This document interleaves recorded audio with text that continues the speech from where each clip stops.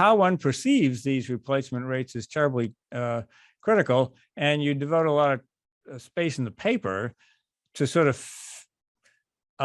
looking at what should be counted, how we should look at it. So let me sort of turn that over to you now. And there are a couple of different ways of looking at replacement rates. Traditionally, people think about, well, what is the replacement rate for your typical worker? So they look at an individual worker, what is his wages, and then they compare his benefit to his wages. And that's generally done on a worker individual basis, and it's done on a pre-tax basis. And as I pointed out, that it's important to include taxes in comparing benefits relative to wages.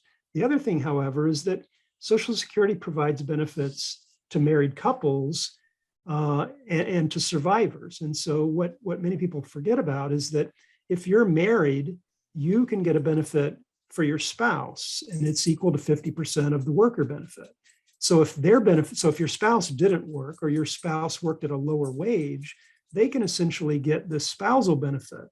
And if that big benefit is bigger than their own, they get the difference. So in other words, as a married couple, you can't get less than 150% of your own benefit if you retire at the full retirement age. And of course, when a married couple, one of the spouses dies, the remaining surviving spouse can collect the higher of the benefits. In other words, if their benefit was lower than their deceased spouse's benefit, they can collect the deceased spouse's benefit.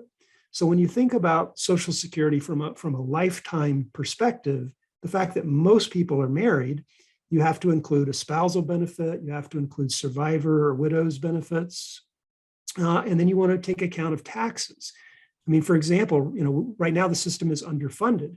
If we have to start raising taxes to pay benefits, the benefits that are currently scheduled, then when you do that comparison of benefits to wages, the wages are now smaller because taxes are higher, and therefore the replacement rate is going to go up because you're comparing the scheduled benefit to the wages that are now lower because of the higher payroll taxes.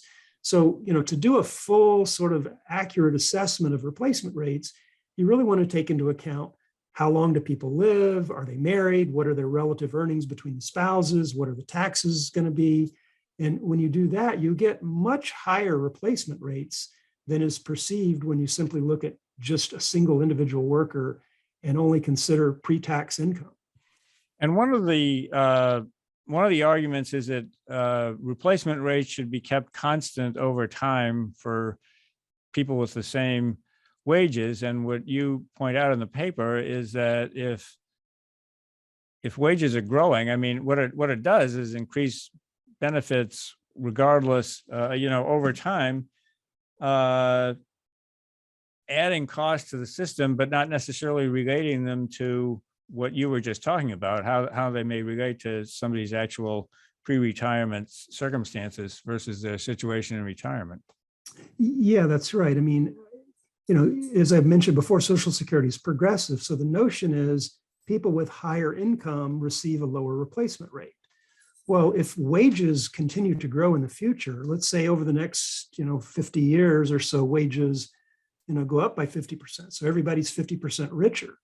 Well, does that mean that if everybody's 50% richer, they should all get higher benefits? Because, again, the notion is as wages go up, you should be able to rely more on your own savings.